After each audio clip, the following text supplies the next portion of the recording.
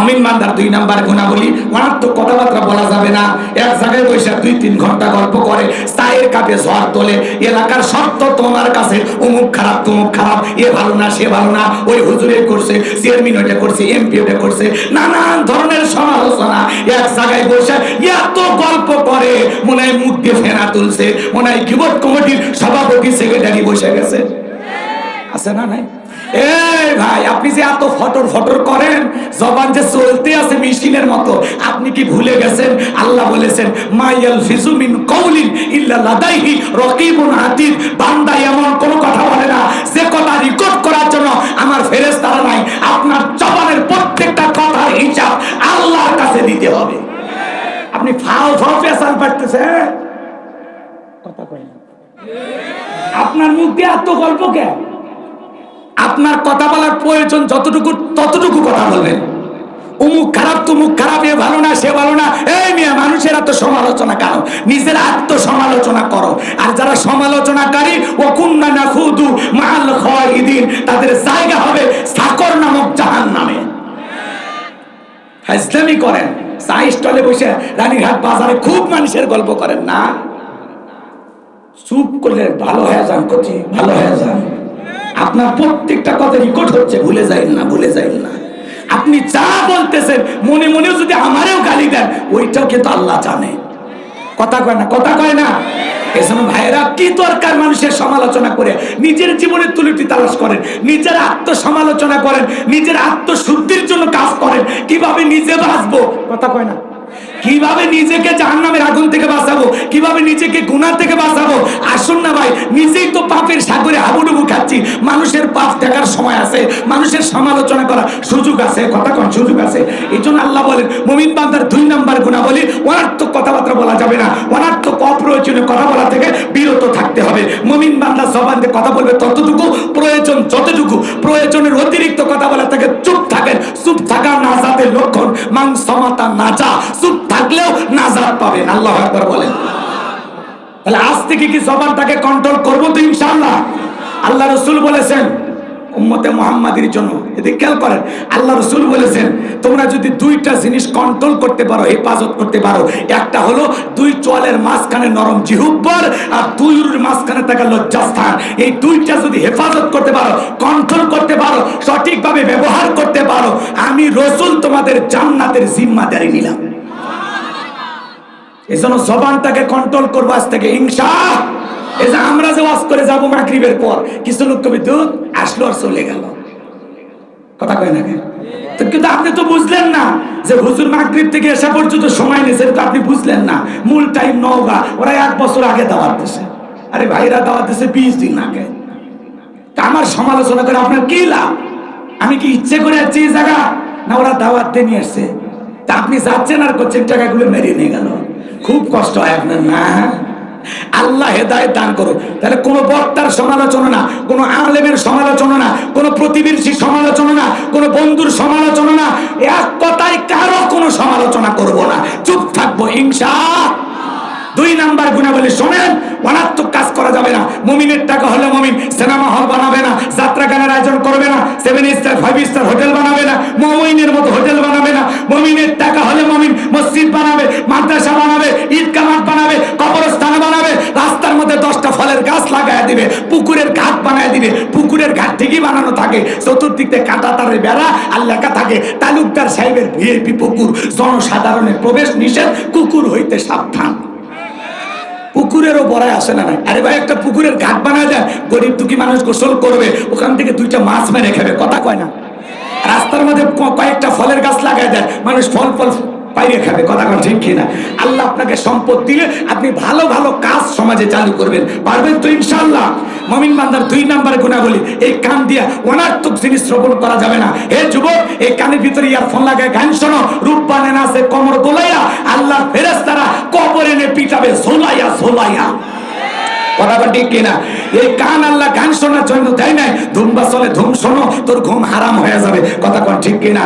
যুবক শোনো শোনো, সিরাজগঞ্জের এক যুবক কানের ভিতরে ইয়ারফোন লাগাইয়া রেল লাইন পার হচ্ছে, ট্রেন এসে ধাক্কা মেরে 3 টুকরে করে ছুঁয়ে গেছে। মরার পরেও কানের ভিতরে ইয়ারফোন লাগানো ছিল। এখন কবরে যা, ফেরেশতারা তোর জাগামতো বাদ্যযন্ত্র বাজায় দেবে, কথা বলেন ঠিক কিনা? তাহলে যুবক, এই কান আল্লাহ গান শোনার জন্য দেয় নাই। হক্কানি উলামা ইকরামদের বয়ান শুনতে হবে, ইসলামী সঙ্গীত শুনতে হবে, কোরআন তিলাওয়াত শ্রবণ করতে হবে। এক কথায় ভালো ভালো জিনিস এই কান দিয়ে শ্রবণ করা লাগবে। কথা বলেন ঠিক কিনা? তাহলে মুমিন বান্দার 2 নাম্বার গুণাবলী, মুমিন বান্দা জবান দিয়ে সে কথা বলবে যে কথা বললে সব হয়। মুমিন বান্দা সেই কাজ চালু করবে যে কাজ চালু করলে সব হয়। মুমিন বান্দা সেই জিনিসগুলো শ্রবণ করবে যেটা শুনলে সব হয়। এক কথায় সব আছে যেখানে, আর আসতে কোন সব আছে যেখানে, গুনাহ আছে যেখানে। তাহলে সকল গুনাহ থেকে আল্লাহর ভয়ে কারা কারা বেঁচে থাকবেন 2 হাত তুলে দেখান। আল্লাহ আমাদেরকে জীবনটাকে পরিবর্তন করার তৌফিক দান করুন। জোরে বলুন আমিন। এইবার মুমিন বান্দার 3 নাম্বার গুণাবলী, ওয়াল্লাযীনা হুম লিয-যাকাতি ফাইলুন।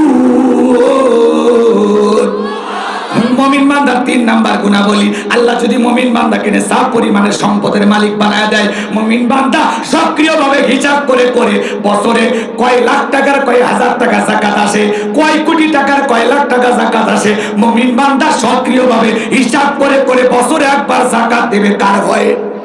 আরো জোরে বলেন, যাকাত দিবে কার ভয়ে? যাকাত দেওয়া নফল না ফরজ? নামাজ যেমনি ফরজ, যাকাত দেওয়া তেমনি ফরজ। কথা কোন ঠিক কিনা? যাকাত আসছে দারিদ্রতা বিমোচন করার জন্য, যাকাত আসছে অভাব মুক্ত সমাজ রাষ্ট্র দেশ গড়ার জন্য, যাকাত আসছে রাস্তার এপারে 10 তালা এপারে গাছতলা এর ব্যবধান দূর করার জন্য, যাকাত আসছে সমাজের পথে পড়ে থাকা অসহায় দুঃখী মানুষের অধিকার প্রতিষ্ঠিত করে তাদের মুখে হাসি ফুটানোর জন্য। বলেন আল্লাহু আকবার। স্বাধীনতার 53 বছর কেটে গেল, যারা যাকাত দিচ্ছে দিয়ে যাচ্ছে, যারা নিচ্ছে নিয়ে যাচ্ছে, মানুষের ভাগ্যের কোনো পরিবর্তন হচ্ছে না। কারণ দেশের মানুষ পাইছে যাকাত মানে শাড়ি লুঙ্গি। কথা কয় না? কথা কয় না? রাগ করেছেন মনে হয়। আর এমন লুঙ্গি দেয় নিজের পরনে পরে থাকে, আমানসা লুঙ্গি 500 টাকা 1000 টাকা দাম, আর গরিবকে দেয় 200 টাকা লেটন লুঙ্গি, পরে থাকলে ওর জান্নাত জাহান্নাম সব বোঝা যায়। নিজের বউরে পরায় 5000 10,000 টাকা দামের শাড়ি, আর গরিব মহিলাকে দেয় 300 টাকা দামের শাড়ি। ধুয়ে দিলে না শাড়ি, মশারি খুঁজে পাওয়া যায় না। বড় লোক রে, এই শাড়ি তোমার বউরে পরায়ও, এই শাড়ি তোমার মেয়েরে পরায়ও। যাকাত মানে শাড়ি লুঙ্গি না, আর দিলেও ভালো দিতে হবে। কথা কয় না? আমরা যা কম দামি কাপড় খুঁজি, আর এই যে রমজান মাসে যখন আমি মার্কেটে যাই দেখি লেখা আছে এখানে যাকাতের শাড়ি লুঙ্গি সুলভ মূল্যে বিক্রয় করা হয়, মনে হয় ওই সাইনবোর্ডটা ব্যানারটা খুলে ওই দোকানদারকে চাপে ধরে মেরে ফেলে দিই। এই শালার বেটা, এটা দোকানত লাগাচ্ছে। হ্যাঁ, কাপড় তো কাপড়ই, যাকাতের জন্য সবচাইতে দুর্বল কাপড় তৈরি করো। আপনি কি আল্লাহর ইবাদতে তামাশা করেন? কি আপনারা মেজাজ গরম করতেছেন নাকি? আপনারাই কোন সারা জীবন কখনো দোকানের সামনে এটা লেখা থাকলো না, যখনই রমজান মাস প্রত্যেকটা কাপড় ব্যবসায়ী লেখা রাখে এখানে যাকাতের শাড়ি লুঙ্গি সুলভ মূল্যে বিক্রয় করা হয়। এ ভাই, কি হয়েছে? কাপড় তো কাপড়ই, আপনি 12 মাস লাগাইলেন না, এখন কেন লাগাচ্ছেন? কথা কন না কেন? আর মানুষও যা খোঁজে 200 টাকার শাড়ি, 150 টাকার লুঙ্গি, মানে এমন সুতাই এমন কাপড় ভাই, টান মারলে ছিঁড়ে শেষ। কথা কন, কথা কন। আপনি এটা নিয়ে তামাশা করেন না, ইবাদত ইবাদতের মতো দেখেন। আপনি যে আল্লাহরে ধোঁকা দিতেছেন, আপনি যে তামাশা করতেছেন, আল্লাহ কিন্তু এটা ঠিকই বোঝে। আপনার সংখ্যা বাড়ায় লাভ নাই। আপনি 5000 শাড়ি লুঙ্গি দেওয়ার দরকার নাই, 500 দেন, রুচিশীল মান সম্পূর্ণ কাপড় দেন। কথা বলেন ঠিক কিনা? আর যাকাত মানে শাড়ি লুঙ্গি না। হযরত ওমর ফারুক রাদিয়াল্লাহু তাআলা বলেন, তোমরা যাকাতের অর্থ এমন ভাবে দাও যাতে ওই ব্যক্তি যাকাতের জন্য আর কারো দুয়ারে লাইন না দেয়। বলেন আল্লাহু আকবার। এই কথা তারা কি বুঝলেন শোনেন। এই ছেলেটা বেকার বসে আছে, ওরে যাকাতের 1 লাখ টাকা দিয়ে একটা অটো ভ্যান কিনে দেন, ওর একটা কর্মস্থানের ব্যবস্থা হবে। কথা বলেন ঠিক কিনা? এই ছেলেটা বেকার বসে আছে, ওরে যাকাতের 1-1.5 লাখ টাকা দিয়া এই রানীরহাট বাজারে ছোটখাটো ব্যবসা প্রতিষ্ঠান ধরাইয়া দেন। আল্লাহ চাইলে 5-7-10 বছর ব্যবসা বাণিজ্য করিয়া ও নিজেও যাকাত দিতে পারবে। কথা বলেন ঠিক কিনা? একটা মহিলা আসছে শাড়ি দেখিলাম, ওই বিধবা মহিলাকে সেলাই মেশিন কিনে দেন, 3টা ছাগলের বাচ্চা কিনে দেন, 2টা গাভী গরু কিনে দেন, এগুলো লালন পালন করে ভাগ্যের চাকা ঘুরাবে। কথা বলেন ঠিক কিনা? যাকাতের অর্থ দিয়া মানুষের কর্মস্থানের ব্যবস্থা করে দিতে হবে। কথা কি বুঝতে পারছেন? রাগ করতেছেন আপনারা? যাকাত ধনীর দেওয়া ফরজ, গরিবের খাওয়া ফরজ নয়।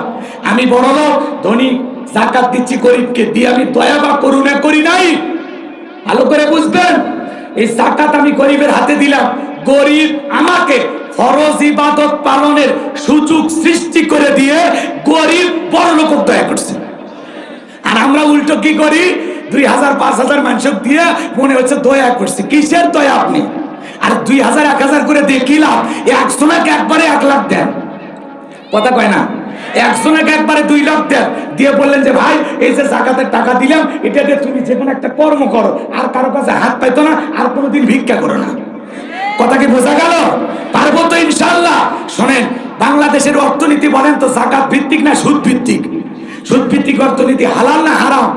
আরো জোরে কর।